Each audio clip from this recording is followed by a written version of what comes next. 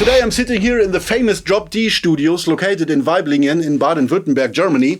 And next to me is one of the most well-known people in German audio culture, Mr. Werner Vier.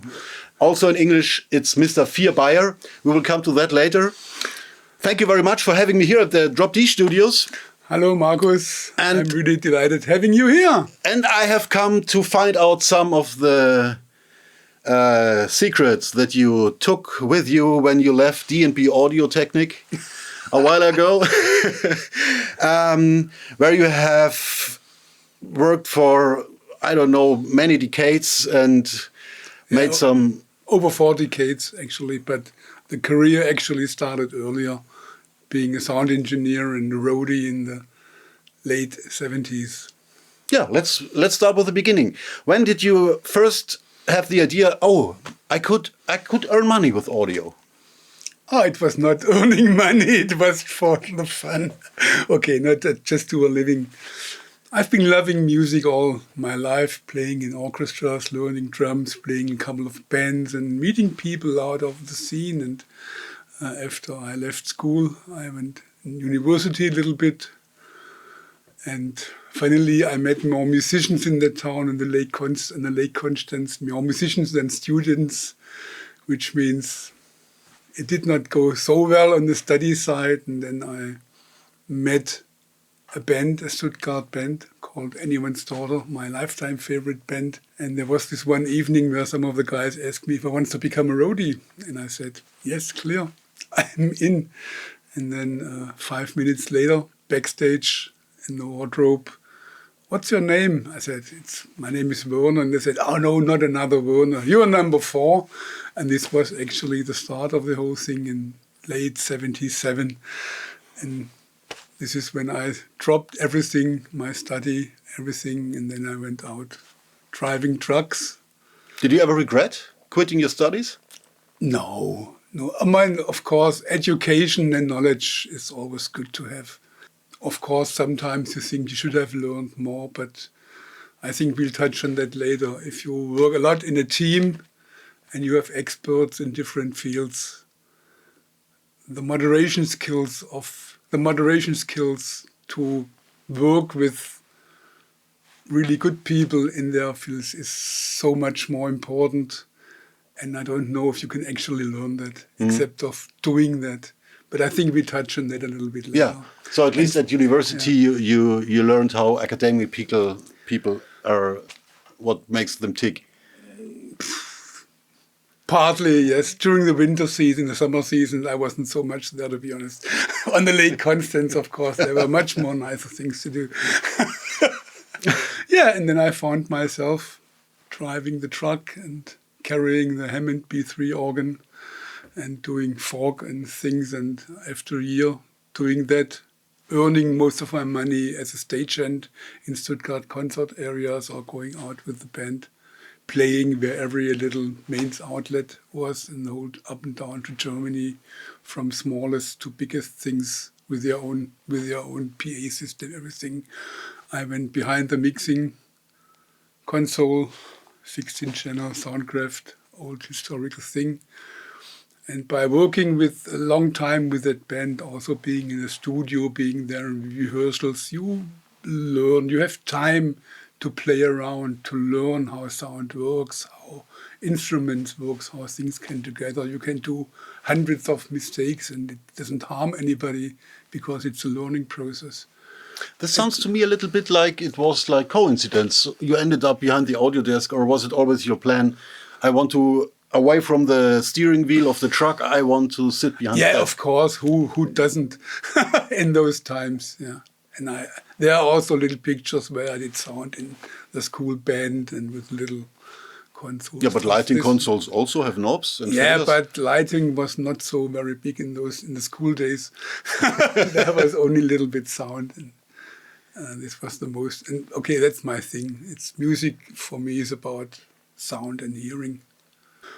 Doing more and more sound in the late 70s, early 80s. There was this one time I met this handsome 2 guys, Mr. D and Mr. B, who lived next town from myself, We met each other, liked each other much, and after a couple of hours, we already sat in those days in Jürgen's kitchen, were drawing sound systems, big PA systems, the usual napkin drawings, and we became really close friends. And this was the start of my involvement at D&B Audiotechnik at the first couple of years, spending the free time I had, not being out on gigs, not being stagehand. I spent in co-op with the guys, and I was started to be the ear of the company when we went out doing testing, thinking about loudspeaker systems and playing around and doing demos and developing and going out on tour with us, taking the stuff out on tour. And by the time till the mid 80s, I had a name in German pro audio, being monitor engineer for a couple of bands, front of house engineer for a couple of bands. I happened to work for a couple of rental companies as their main sound engineer, for example, a well-known company, Crystal Sound, where I learned a lot in TV productions, in broadcast productions. We did a couple of years all the Rock Ballast live things which were broadcasted all over Europe, and the number of, in that time, unknown bands where you actually happen to do monitors is just frightening if you think how this went. The band came in, you were the monitor engineer, did the show, did 6 bands in 5 or 6 hours with little rehearsals, and a couple of years later these bands were absolutely top acts. And so I was able to know a lot of different things, like, as I said, TV productions work, broadcast productions work, we call the German Schlager, the pop industry, how they work, and jazz and rock and roll, organizing smallest parties, productions up to large-scale open airs, up to the legendary Werners Rennen with 250,000 absolutely freaking out freaks in the north of Germany. And what you do there is more or less work for 70 hours without a couple of sleep, because all the bands went through their rehearsing setup, and you get 2 or 3 hours sleeping per day, including a little bit of party, of course. So, do you miss this part of the past?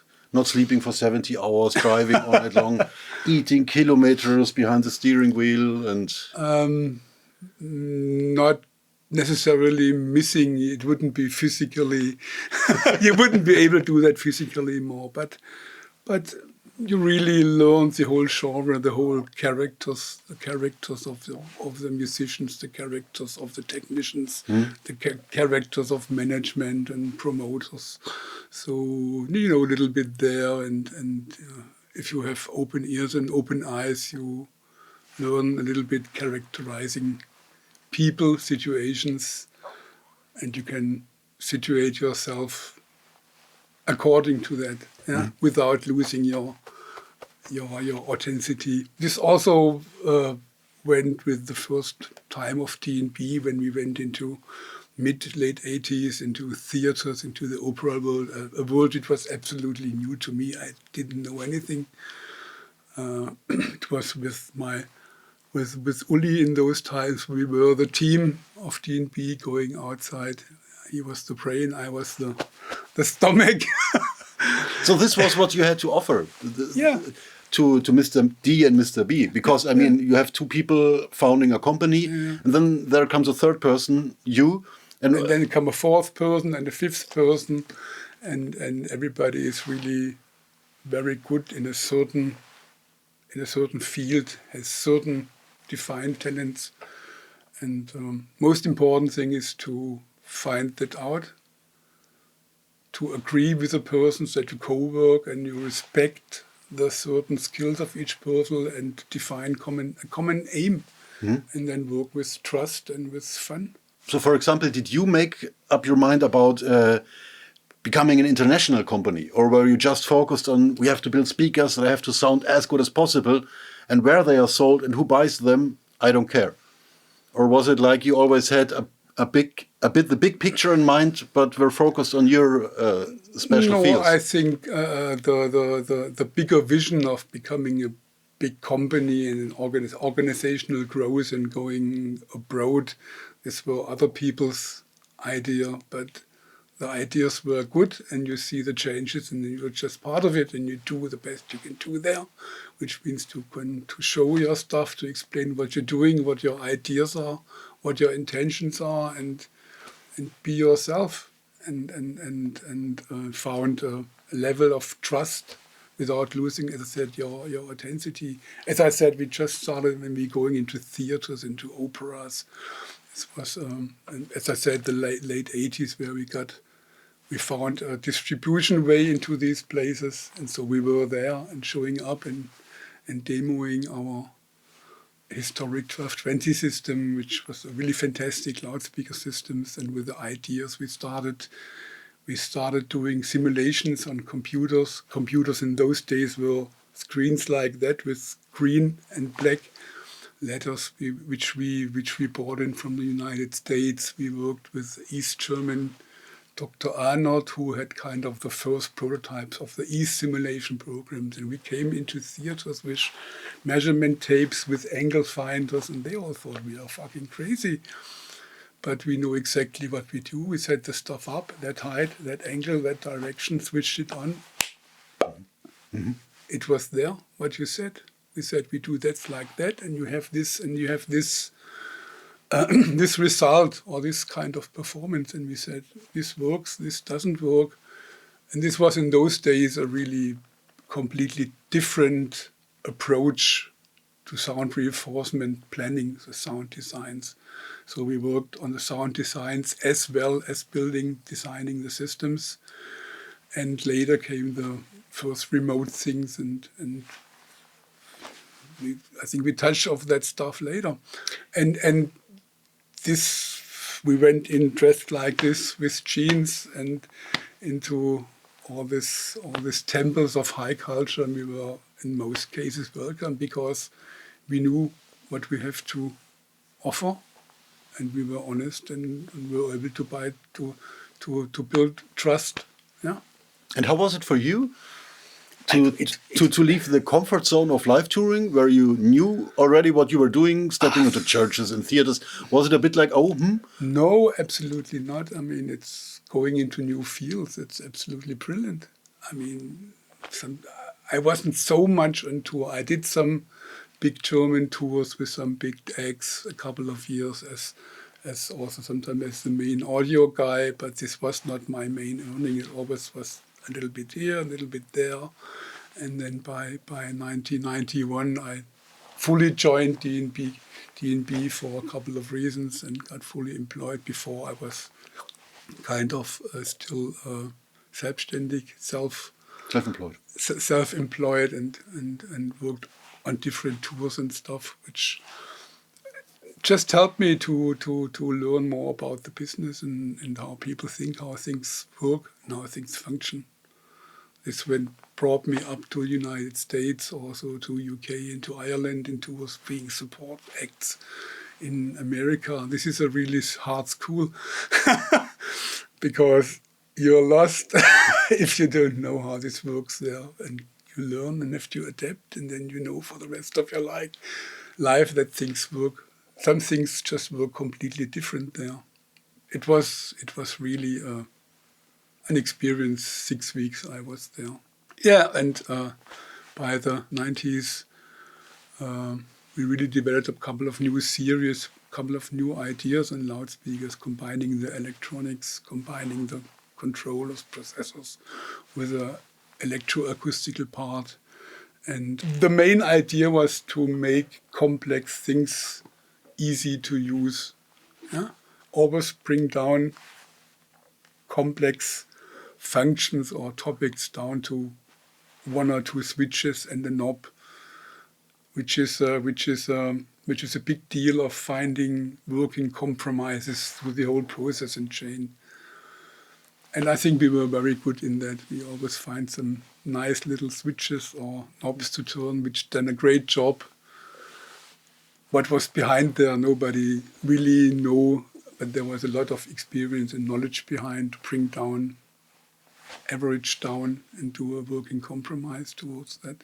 I think this was also the next decades one of the most important things of also the work I did at DNB. So how do we have to imagine such an R&D process? Is there an idea? We want to have a speaker that sounds like that, or can do these things, and then you build some speakers, burn 10 of them afterwards, and in the end you have one, or how does it work? Burning always is also documented. No, there's no real rule to it. You have product life cycles. You have different market targets. You just found new people in the musical business and talk to them and trying to understand what their needs are. Yeah?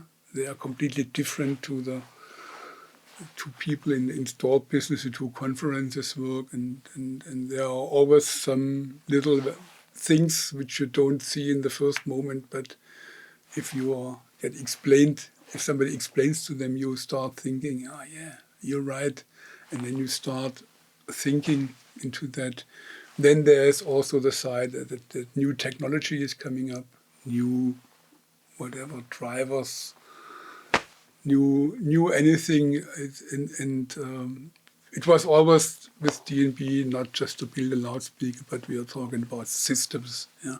And it was the first completely integrated system with DNB when we combined the amplifier, the processor, and the loudspeaker, the physical loudspeaker itself into one unit.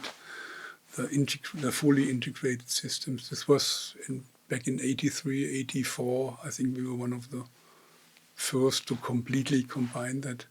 We were called crazy. You can't do that. I got my amplifiers, and these amplifiers are much better. I like these crossovers. We're talking about days where systems had 3-4 ways, active-driven, big piles of stuff, and we came with that 2 little boxes, turned them up, and the people went, what do? I put it up, you switch it on and turn the one knob to the right, and you were there.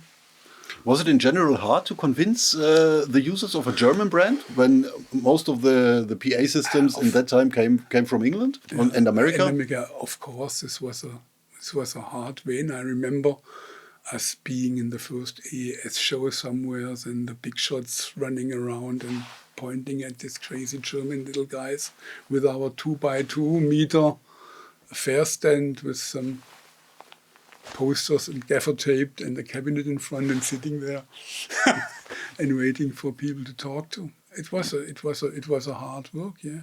But we were out there.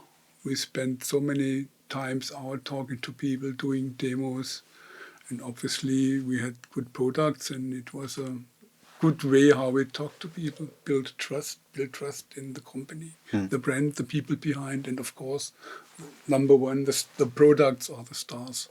This is always absolutely my main credo. The product is the star, not some of the guys who are out there. Yeah, but it's not only the good product; it's also how you sell it, I think. Then how you present it. And DNB was always. I always avoided the name to sell products. I rather say it's share your passion,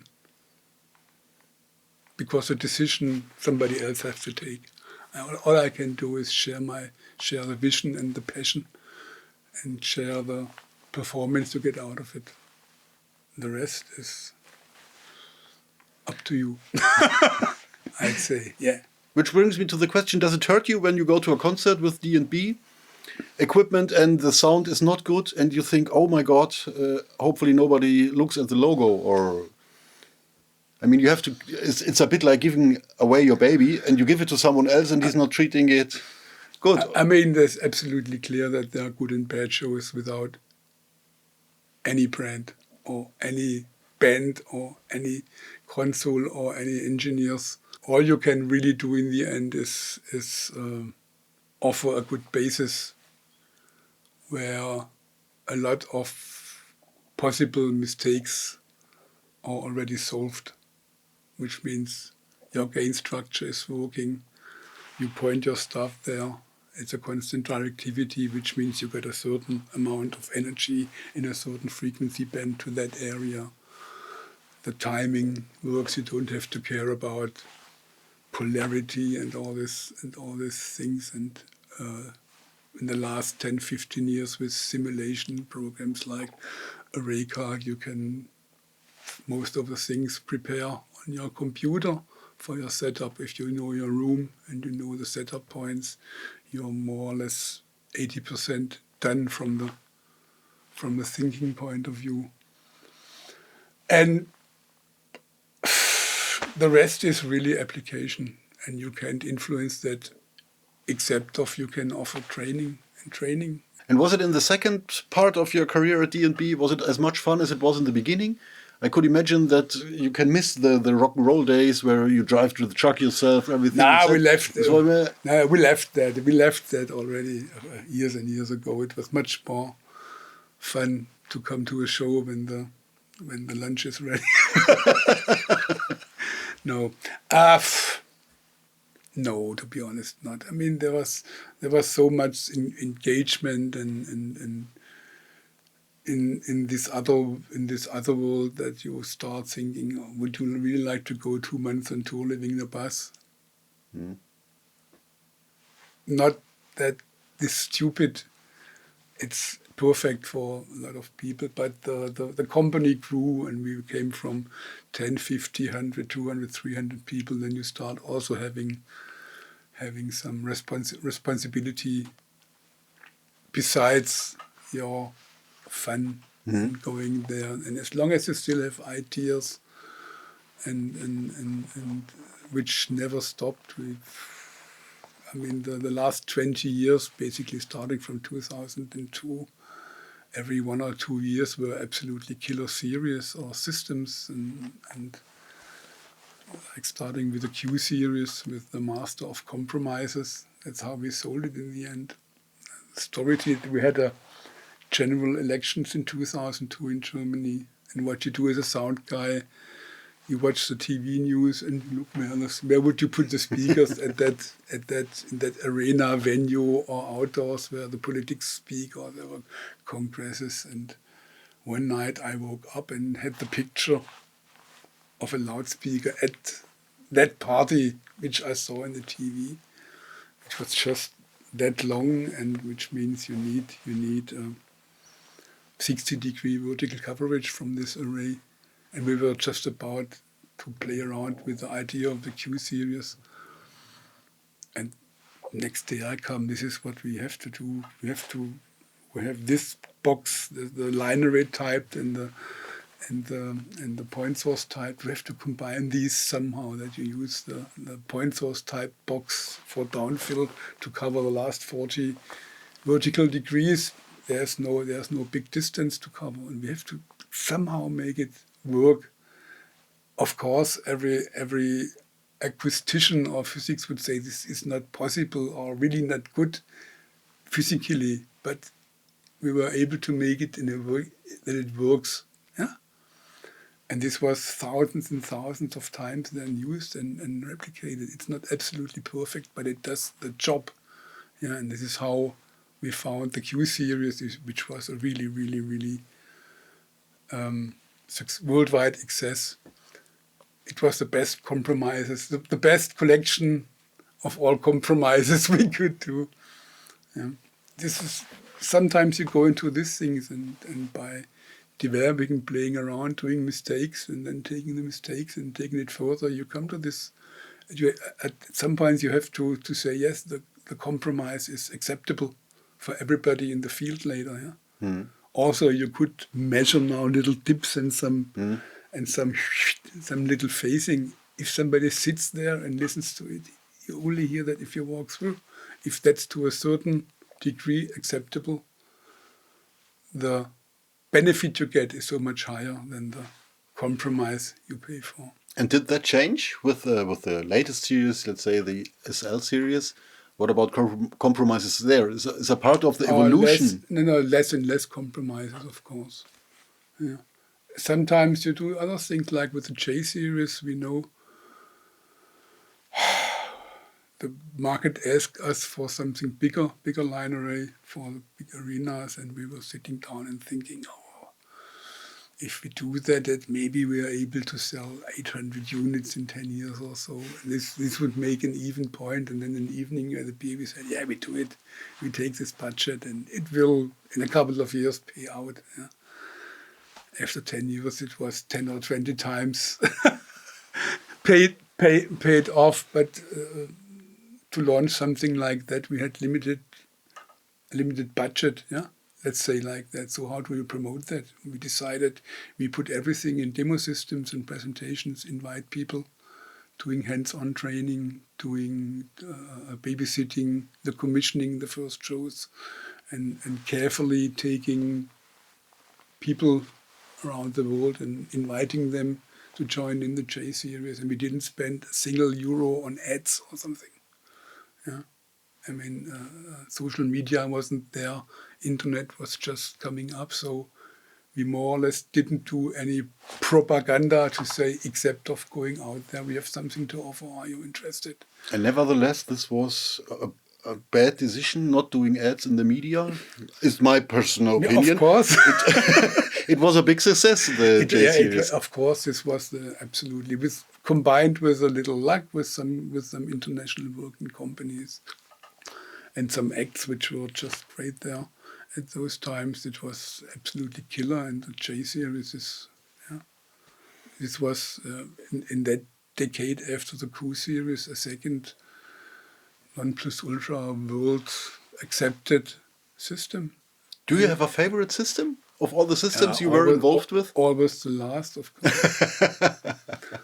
No, so the last is the XSL. I think that's the top of the pops. Yeah.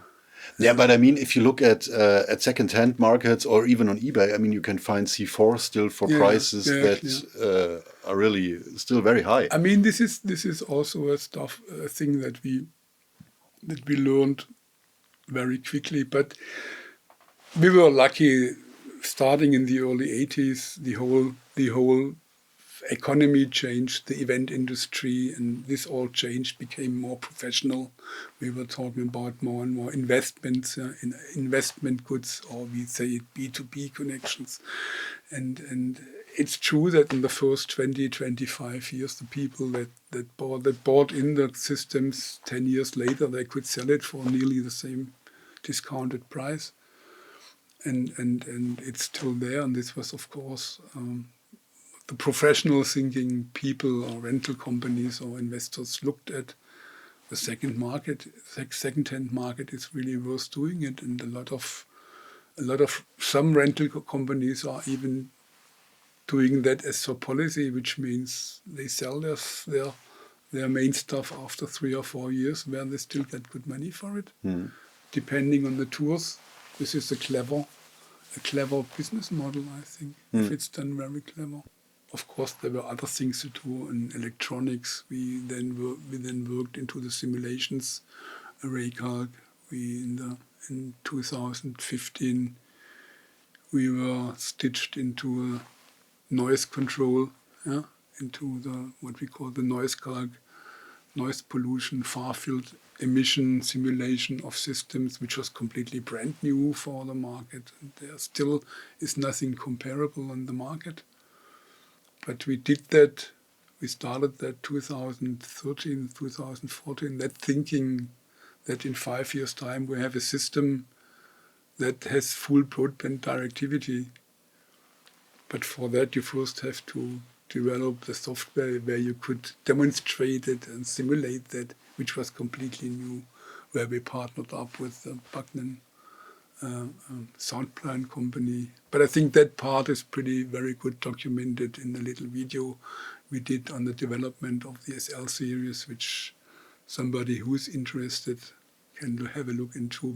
Matthias Christner and myself talking about the 5 or 6 years of preparation for the SL series. And you can find this in a link somewhere under the video or around the video. This also is paired with other ideas like array processing, the array processing software and thing we did coming out of as you say, a bearish idea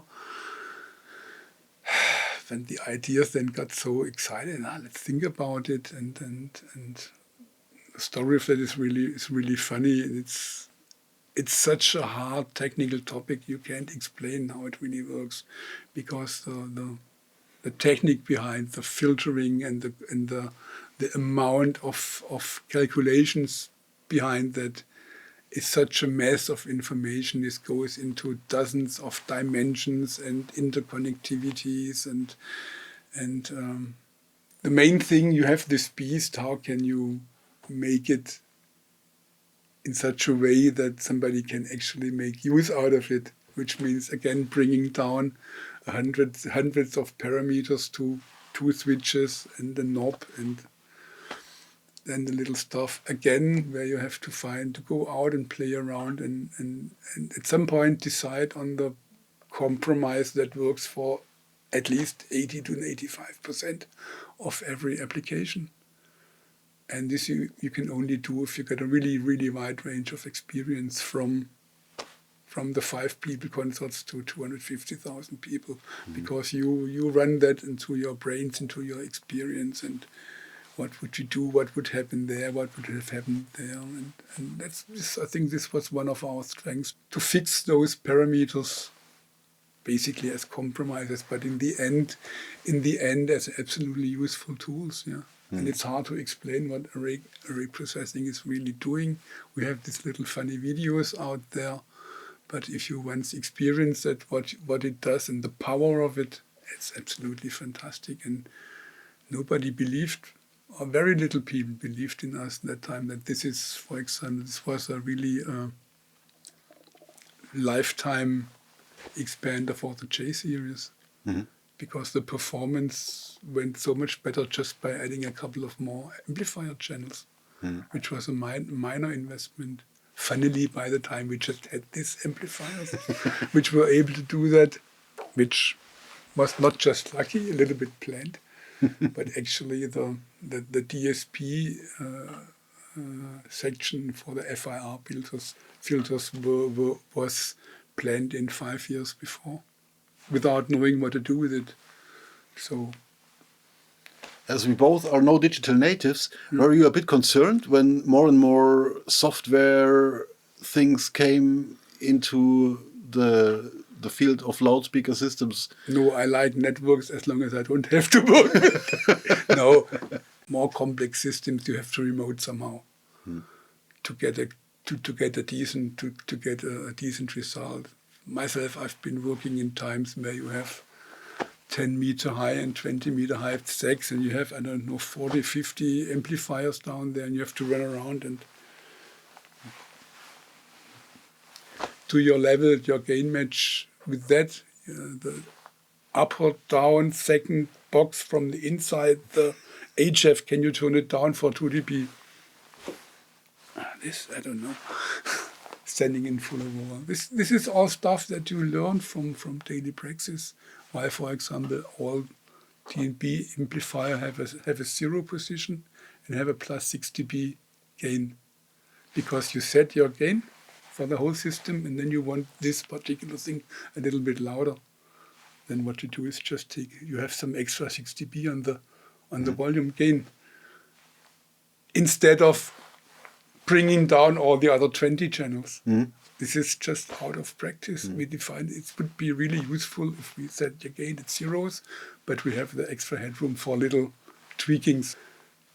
And people ask us, why do you do that? And I think, start working with, start listening, and you want to tweak one thing, and you know why. And what all the later amplifiers have is computer games. Who was responsible for that? The electronic guys. It was a funny idea. Yeah, right. Nothing less, but it made Pong, right? But lots of people were very impressed with this, of course. Yeah, I mean, a little bit fun has to go inside. Everything's like in the array calc, the power goes to 11, or some even more blurry things like temperature, humidity control, THC. How do you call it? Why? It's called temperature humidity control. Where's your problem? Everybody sits there every day, takes a knob, and has a little smile on its face. Can you gain more? No, you can't. With that little things. Let's step back a bit in history to becoming an international company. How was this part of your career? Did you travel around, or did you go to fairs, meet people who wanted to sell D&B products in their country? How was the decision made at all? I mean, going to India, or today you can buy it everywhere. You can get everywhere you go in the world. Let's start in Europe in 86, 87, where the F2 B1s systems and then the 1220 systems got some attentions, which means there were touring artists in theaters in Germany or doing stuff, and the sound engineer reported in their home country, like in Scandinavia and Denmark, were our first stuff, followed by UK. And then you just, in fairs, you find people and talk to them, get into contact. And then you like some people and they say, hey, what about if I take your distribution? And we were always fan of having our own people, if possible, not just if possible, which was also not very standard procedure in those days. But we went for that. And then you go there and learn the countries, learn the culture, learn the event industry culture there, how they tick, how they think, if there are special demands or some special things. I don't know. In your CV, you talked about national sound culture. Is there such thing as different sound culture in every country? Yes. What do I have to imagine? More HF or more low end or or more presence. I think so. I don't know why this is, but maybe it has to do with the national traditional music style. But I don't know actually why, but you find out that some people in different countries have different expectations. My credo is more to shut the fuck up and listen to the people, to all the people first before. To learn. This helped me, yes, to learn, yes, to learn and to respect other thoughts. And this then became Oversea, which was also a kind of lucky thing with the Spice Girls in 97, 98, because they went bang and then wanted to go to America, and then they needed bigger systems in America for touring there. So this was the international bang for the C4 system in those days. And I remember, we can't do that, we have to, the noise, I'm making the noise here, I'm sorry. And then we said we have to found an own D&B USA company, so we found a friend who got a fax machine in the sleeping room, D&B USA, and found it. And then we went over there, rented a little truck, drove for 6 or 8 hours through a snowstorm, went to that company and did a couple of demos, met them and talked to them, and we were so proud, and we were about to drive back with our little 7.5-ton rider truck, I think was it. And then they were completely, what guys are you doing? Where's your order book? And we thought, oh, because we were so, this is great. These are nice people. We understand each other, and we've done our job. Nobody thought about having an order book with us. And I have a note here, the wagon track to Cleveland. Yeah, this was the wagon track to Cleveland. Yeah, exactly. Without an order book. And then yeah, with a couple of systems in the back, and we actually ended up in a big snow blizzard, but we made our way through it. It was memorable, 3 guys in the truck. Actually, I was driving. Yeah. What else? I still kept on doing mixing with my Lifetime band. I explained where I started the whole thing, where I still do sound today. It's a nice, good friendship, which underwent a couple of changes and band changed and from small to trio in little things, but I still like doing that. I'm more and more like doing little club things with local bands or the band of my kids also. I think it's if you learn such a lot how to do sound and how things work, and you can see the physics are not connected and the acoustics, with some little tricks you can really overcome a large way and learn how to work with the original sound of a stage and to integrate the PA system, a little PA system, and to learn some stuff on mixing, to work with compressors, with EQs or stuff. That actually what you do is you just amplify the music in such a, you amplify the stage with delays and stuff, and then you can get to really good results. And the people, the 20 or 80 people, they come later on, this was so nice, I don't know why. And I said, I know why, but thanks. And to share this knowledge, to share it to young people, how you can do that. Actually really fun. And how are young people doing? Are they doing good? Yeah, of course. I got a little bit insights through the studio here, where we work a lot with young bands, or through the bands where my kids actually played, and I get the call, can I have your drum mics? And on Fridays, I need the monitors. By the way, what do you do tomorrow? Can you bring the PA? Yeah, and so I like working with young people, which was also the case with D&B, and it's really much fun if you are able again to build a trustful relationship. Yeah? They do their thing, you do their thing, and everybody can learn from each other. And if they're willing to learn how to do their show, how to behave. I think as a front of house engineer, one of your main responsibilities is to work on the set lists. That's what I always done, because you're the guy who actually feel the things, the dynamics of a show, like the crowd do. Not all musicians can have that feeling because they're doing the music.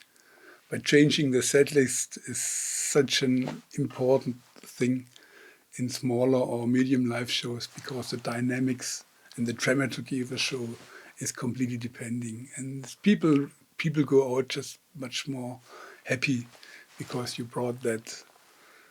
Like in a film, you got a dramaturgy, right? And do you have statistics? How many front of house people have been sacked because of suggesting changing the set list? I have no idea. No, I don't know. I mean, there are artists or managements who know that on their own, but I'm talking on a little level, on the small size level, where people can learn from you. Yeah. On the other side, the opposite side, I was so lucky to meet a lot of the really hotshot engineers and productions of the world, which for years and years we were having good connections and got personal front, building that trust. And you're a good person, you know what you're doing. I have something to offer you. Shall we together try that out? Like I hate the name dropping, but currently Coldplay is one of the most successful groups. The latest Roger Water tours is an absolutely perfect example of how to do live sound, how to approach that, and the Muse guys of the whole crew of Muse front of house engineers, we got very good connected and exchanging ideas for an upcoming world tour stadium setup. What do you think?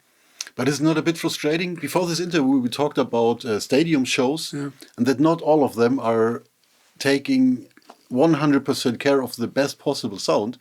Is it not a bit frustrating? I mean, you spend hours and months and years with R&D to build a product as good as possible, and then you see someone using it to think, yeah, okay, just turn it up. I don't care about the last row. There's nothing that you can really do anything against it, except of offering training and support. And then there are 100 of different other reasons. There's no budget, nobody cares, no time. We can't afford two more motors. We need more videos. Or this kind of how it's hard to look at. We've got these and these examples, and was really lucky to have play a little bit part in a lot of the good examples. Mhm. Yeah. And this makes you proud as the little German stagehand 40-something year ago, that you kind of are friend and partner up with those acts, and they call you. Yeah. You don't have to run after them. They call you. What do you think? Mhm. Yeah. And one of the nicest things I lately got, it's the head of audio from Coldplay, Tony. For my retirement, he brought me a vinyl. Thanks, Vier, for 15 years of helping us to develop our sound, and for 4 decades of pushing live sound forward with all the signs of the bands. And I started more or less crying, because this is, yeah. Would you ever have dreamed of that? No. Did you dream? Yes, of course. But not that these things get real. This is not only for the big hot shots. This is for other stuff too. If you, I don't know, when we went to America, this big church market, it's completely different. Yeah? You have to walk in there, and you have to a couple of days just digest that it's completely different to European. Yeah? Either they use secondhand shopping malls, or they build acoustic perfect spaces, event spaces, and the detail and the masses of resources and also money that go into that is completely outrageous. But if you then just open up your mind and try to understand what they're trying to achieve, yeah, and where the spoken word is the thing, and the authenticity of a voice, yeah, there's nothing more powerful than if a large system can transport the human voice exactly as the person would speak to you. And this works in that case. I mean, this was always for me, being the ear of the company, or the main ear of the company. The human voice is the holy grail. If you got a nice mic and a nice setup, and you don't have to turn around, it just works, and it's the voice, and you, with closed eyes, you immediately know who it is and how he's feeling, the emotion in the voice. Then you are there. Mm. This helped a lot also in theater or classical world, because what you're trying to do there is just amplify the nature without people noticing. Mm-hmm. Mm-hmm. Talking about microphones. Yeah. Why the SM something? Yeah. You were very keen on talking about that. Is it like breaking? Is it about breaking routines that should be broken now? No. This one was broken once. Yeah, I know. I know exactly where it was. I tried to jump and sing jump. The microphone survived. In a roadie session, the microphone survived. My teeth didn't survive. No, I think it's more a metaphor on going forward. Yeah, there are always other things, alternatives, and there are always sometimes are better things. And if you get a chance, be brave to play around and test other things for other types of microphones for the voices, except of only believing they're working, but since 4 decades now or even longer in the market, there are other solutions out there. In the last couple of years in the world of live microphones, something a little bit changed. People got a little bit more open. Obviously, the budgets are there. also. But I think it's more a metaphor of going forward and trying things out if you have the possibility. I know this was more easy in the 80s or so, because you worked with a band for a year. You could do 1,000 mistakes. You weren't thrown off. But you could learn 999 times, right, out of that. And so trying things out and finding better ways, better solutions, or different solutions which are easier. So just be brave if you can afford to do it. I know that in today's business, it's really hard sometimes to try something out that can go wrong. You can't afford that. But you can afford that now in the Drop D studio. Yeah, okay, here we are. Here we are in the Drop D studio. It's like the project after your time at D&B, and I got a inside look here. I got a Führung. I was led around here by you and your colleague Huptus. Yeah, one of my oldest friends. I mean, I've been involved in studios with the band I started with. I was always the best buddy to the engineers. I learned a lot there in analog world. I was able to visit Conny Plank's studio. We did some mixes there. I learned so much, understanding the sound and music and how it gets there. It's just a week or so. It opens your eyes in such places. And I always kept that in mind. And of course, being a young engineer, sound guy, you always dreamed of being in a studio or whatever. In the early 80s, it was really impossible to earn money with it. So I worked with a couple of studios here in Germany, did some productions, but there was not, I couldn't afford, I couldn't make a living. And then there was this D&B thing, which took you more out into the world. Very interesting, of course. But this always kept in your mind, and you visit here and there. And Huptus said he was running another studio a couple of years before, like a weekend project. And then we said, a couple of years ago, we sat together. Again, I was more and more spending time also there, because it just was great. Doing sound and producing music and listening to music and helping the music to develop. And then we said, yeah, what do we do? We are in our 60s now. What do we do later? And then in 2015, we decided, in 2016, we decided that we look for spaces, give us 2 or 3 years time, and then open up in new rooms, a studio. And then we started in 2017. We started here in that premises, which was completely empty. Did a lot of room treatment planning. We had acoustic consultants here, which did all the official work and the interior work, like sound isolations to the neighbors, sound isolations internally. Yeah, and in 2019, we finally opened the space, more or less like you've seen it here. Really larger space that you would expect, with some great analog and digital techniques here, a collection of nice toys over the couple of years and knowledge.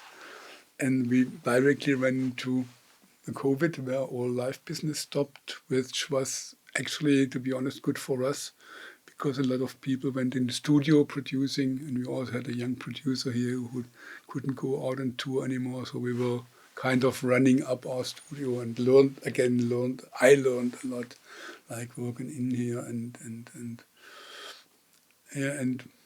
bringing the other thinkings into musicians' minds, not only techniques, but I work very large with pictures. Where is that song happening? Is it on the beach or somewhere? And then bring that kind of emotions into the moment, apart from the technical handling. And go out, find young bands who want to spend a weekend with us. That's why we have everything set up here, drums and amplifiers. It's all mic'd up. It's all more or less 80% set. The inserts are there. It's everything there, so we can really act very quickly and do some 2 or 3 songs in a weekend with the guys. just to help them out and to do a little bit of cultural work because we can do it, and it was always our wish to do that later, and it would have been brilliant if somebody would have done that 40 or 50 years ago. And to that, and yeah, again, it's a team of 2 people, and we share some responsibilities. We invite other people here. We have on the digital side an interface network. The other guy can come here, plug in his MacBook and Pro Tools, and have the whole complete infrastructure of all digital and analog audio in that studio here. So we set that up so it's a living place and other people can come in. And nevertheless, do you sometimes wake up at night with an idea for a groundbreaking new live sound system? I try to avoid. No, I really try to avoid, to be honest, because I wouldn't be able to realize it. You better avoid dreams you can't realize.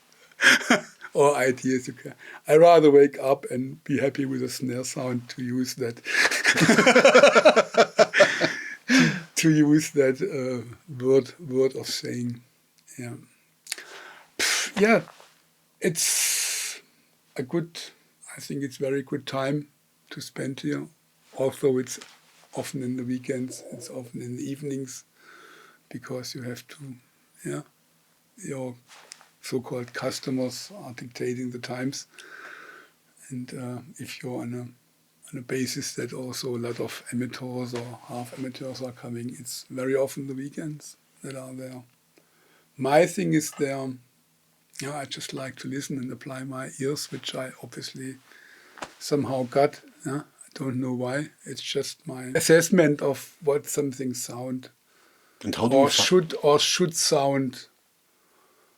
Seems to be good. I always say I have a very, very average hearing because a lot of people like what I do. That would have been my question at that point. How do you find out that you have something like a golden ear or an average good ear? Yeah, an average golden ear. Yeah, I mean, I wasn't thrown out very much as a sound engineer. Yes, counts.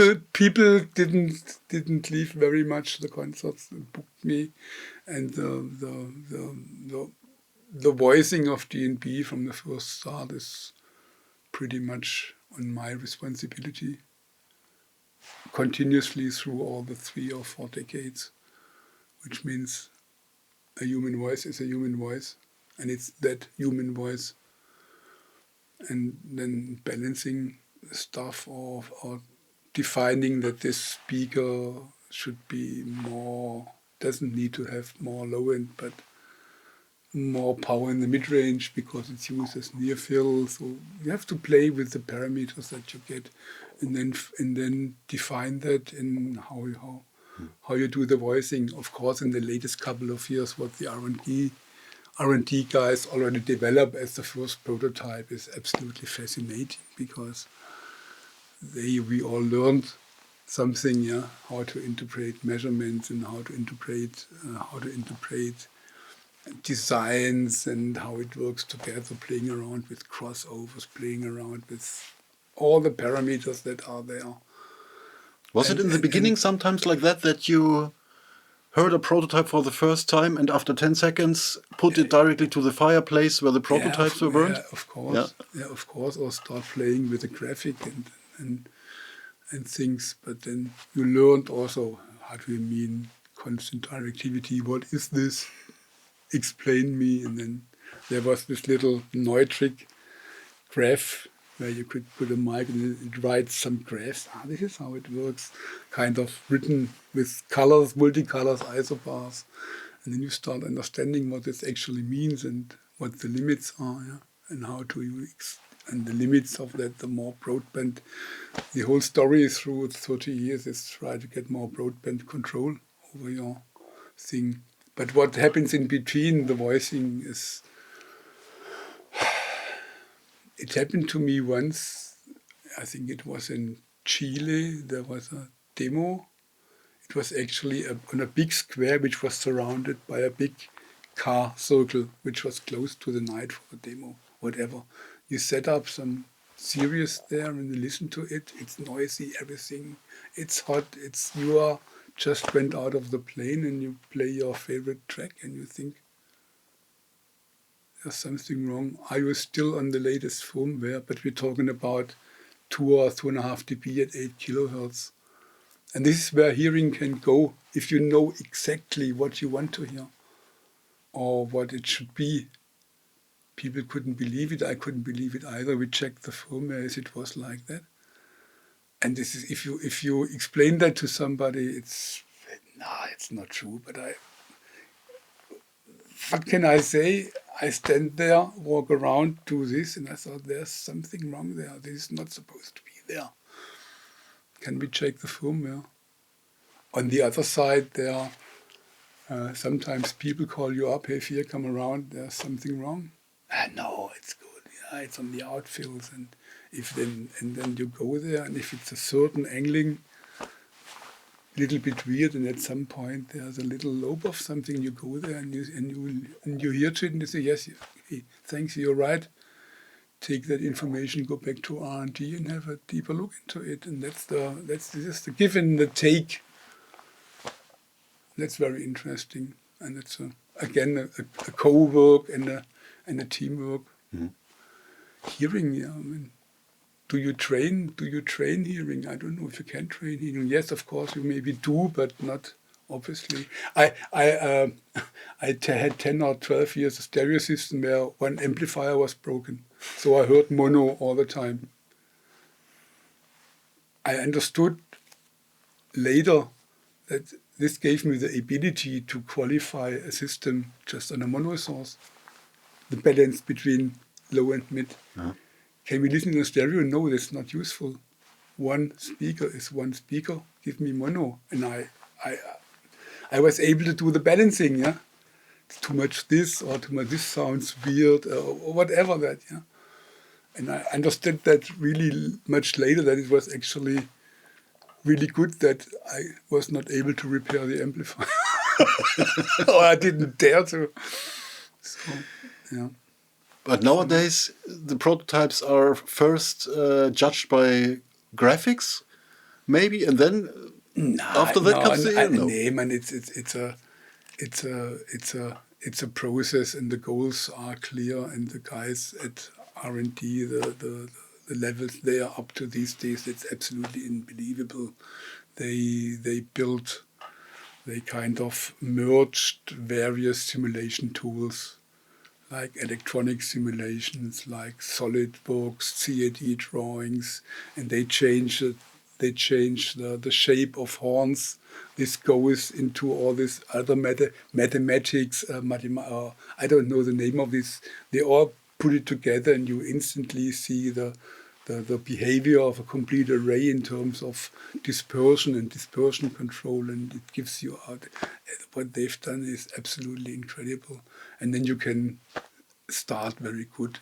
Then it comes to a point where more of them work together, and then you have to find the compromises.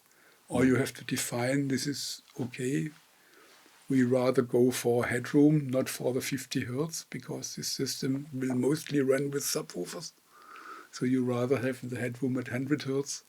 Yeah? Mm. Then you play around, but you have to have the imagination where the main application of that system goes. So there is no such thing as a Swiss Army knife of loudspeakers? No. Mm. No, don't believe so. Except if that a knife should be sharp. Mm-hmm. And the right size for the right task. It's like cooking. And when D&B became so professional that it was even sold to people who were very interested in owning it, what were your first thoughts? Did you think, oh my God, now fun is over? Or I mean, in the first case, it had to do with the original owners wanted to retire. We were one of the first little shareholding companies, limited shareholders in '87. So more or less 3/4 were in some hands, and the other, of course, when a couple of hands of co-workers, And the only way to make the exit work of the people to go into retirement or whatever was to kind of find an investor. This didn't happen in the first place, but I think in the second try this worked out, and then we all shareholders were able to sell their shares for reasonable good money, which in those days you couldn't imagine. Oh my God! Yeah, and then, but these don't know if it was just pure luck or just well thought, but they didn't actually very much interfere into your daily do or your goals, as long as the numbers are right and they are profitable. And this went on 2 or 3 times more. Mm. But of course, it's becoming every time a much bigger thing and taking more and more time and resources from people. But I'm done with that. Yes. Now you're here at your Drop D Studios. What's the upcoming project you're looking forward to here? We have to mix 2 or 3 larger productions we've done because all the recordings are done. So that's the work for next month, and then have another jazz live session here where students of the university in Stuttgart do their final work, and they trying to do a live concert into here. We can do live shows or up to a certain amount, recording live, of course, because we got the isolations working, and we can control the crosstalk to a certain amount. Then we have, I think, next week a little punk grunge band, young guys for a weekend. There is here in town Waiblingen, they had an ongoing annual event. It's kind of bunt statt brown, colorful, instead of brown, which is a political thing, which means for integration, anti-racism. And they always had a contest going from Germany, bands who actually either have some text or something to do with integrating other people from other countries, other nations, feeling free. And we were one of the sponsors of these things. We said whoever is winning, if winning that contest of the jury, we have a weekend for them to offer in the studio to do a little production. That's the next thing that's coming up now. But we have to do a lot of mixing, to be honest, the next three or 4 weeks. And of course, I think such a hard project like a studio is never really finished. There are some plans lying around what can be optimized. Yeah, I work on the fridge and the coffee machine. Which is also important. Yeah, we have our times to do something.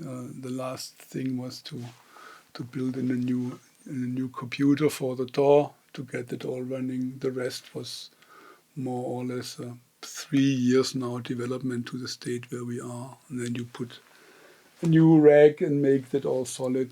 Our little baby here needs some maintenance. It's one of the 2 only existing 24-channel full equipped XL4 Midas console, which have been built for the German TV productions, and you can do anything with it. It's the heart of our system for making sound, for making all the monitors, for all the stems.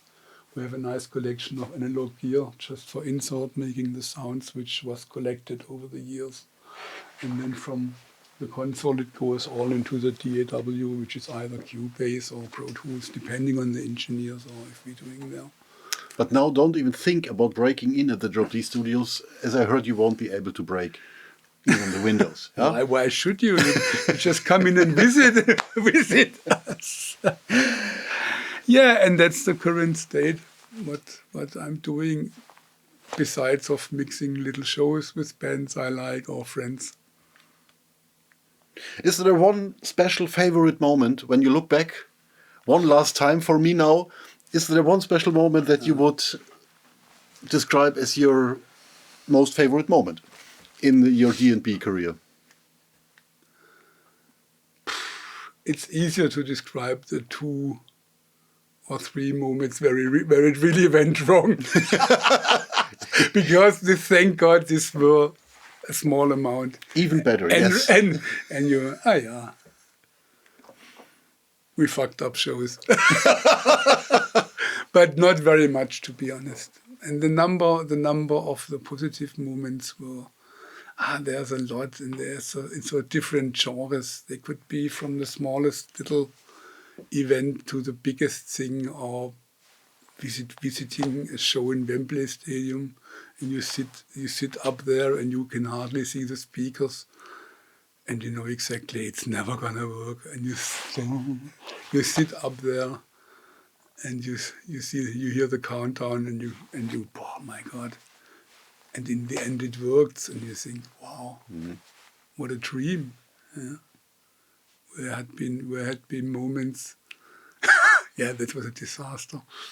We went into Paris, Rock en Seine, a very well-known festival in Paris, in 2005 with, I think, only 20 or 22 J-series tops. It's a 30,000 people festival, and Foo Fighters headlining. The subs we done with B2s, and we tried to play around with Cardoid, but the electronics wasn't there. So the system was, when we came in a disaster, we had to change a lot of things. We had to bring in other processors, make the Cardoid of the B2s work. But it was just maybe, we should have had at least the double amount of systems. And then the Foo Fighters, nice guys, I really like them, started the show with the intro tape. And the intro tape is running and all the noise is going on. And you look at your remote system, it's already here, and you know, now the drummer counts in. And it just goes, and the engineer looks at you, and you say, oh, I'm sorry. Oh, okay. Memorable. It was just like, and then exactly 14 years later, you made the same guy with a complete GSL Rick guy, you remember? Paris Rock en Seine. Yeah, you were the guy, yes. Have fun tonight. Yeah. These are one of those a lot moments. Yeah. I mean, there are moments once we've done the final contest in the Sydney Opera Hall. We did a day of demo and testing and playing around with some really reasonable world experts there. And there was a show in the evening, and it all worked out, and all the people came and said, yes. And you stand there and think, give me a hit. Is it a dream? But these are the top of the pops. There are also very, very much other smaller stuff. Yeah? Or in the classical field, or theaters, or musicals, or just down the road somewhere. If it's just the right moment and it works out better than you expected, and you didn't expect that it's going to work that good. Yeah. Or just meeting people, being friend, or as the guy brought me that vinyl. This is priceless. Like moments here where people come in and we are able in a couple of hours or a day, we can record a song and we sit there and we all just like it. Because there was a development in the arrangement of the song, the way they play drums, the way they sing, or maybe work a little bit on the lyrics so it comes together, or change. That's not always the case. Some people didn't come with fixed stuff, but also with younger bands, you can bring your experience and help them a little bit. And if they are open to do that, in the end of the day, you have a good feeling and you're done and you created something. Yeah, and it's not a year-long process where you have to fight and go through 100,000 of steps of whatever convincements and things like that. You're creative and it's on the point, it's on the moment. I think that's what I like the most. Wow. And I was so lucky always to have friends and partners to work with me, geniuses sometimes, where I was able to learn so much, and I was able to give a little bit back to the ones who live from professional audio, and the ones who pay for coming to the shows. If that works out, thanks. It's perfect. Very fine last words for this conversation. Vier, thank you very much for having me here. You're welcome. And pleasure. if this video reaches 1,000 thumbs up on YouTube, I promise I will come back and give a detailed tour about the technical details that we had no time to talk about in this video. Can you see if I do that all the night long? Yeah, you have to open 1,000 Google accounts. Okay. Yeah. We will see. And within 1 year this should happen. Not that I'm coming back here when I'm 85 years old. Yeah. Thank you very much for watching, and keep watching the other videos too. There are lots of D&B videos you can enjoy. I will link the SL video series we talked about earlier on. Yeah. And yeah, see you next time.